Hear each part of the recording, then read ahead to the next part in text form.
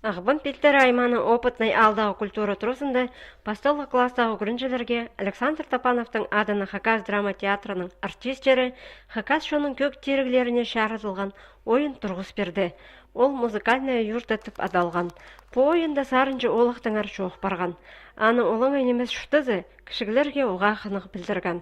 Артистер олғанықтарға Хакас көк терігілерінің кипшоқ течімнеп аны ойын пастыры балы жақтарға білдістік еді жетіріп берерге күстінгенер.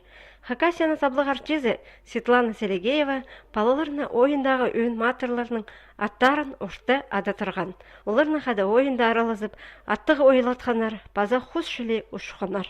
Эти ойында сарынжы олық бастып құзық ағазының қайдағды таңныстық жерік шайып салған.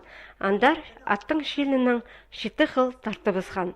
Аның аны қағы бастанды, Хакастарның ең бастағы көктері шатқан шаялған.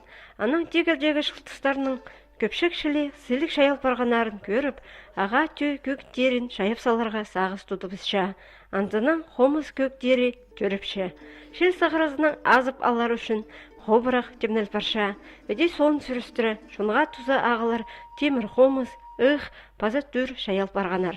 Олар нәсілік өнерін көрікжілерге шетір берген, шоныр арасындағы марағылар шеңіз шезе Аржан Буденев. Таныстыршабыз болғанны, олғанны Хакасияның школьниктарын теу, олған садындағы олғанларыны, неме пупистің музыкальный инструменттеріні, болғанны инструменті, олар ойын саринның шоқтерге керек таныс баршаларынызы. Бұндалеріне бірше, біз шүрше біз бұл неме юртаның көзедіп, ансамбль қазыр суғыдан. Александр Топановтың адының Хакас драма театрының артистері бүл театрға 85 жыл толшатқанда Хакасияның аларынжы жүріп, мұндақ ойынар тұрғызырға күстеншелер. Амды келер 11 ноябрьде олар көрік жілерге алақ тұртқан қорқылыт ойыны қаттып сцена сығарырлар.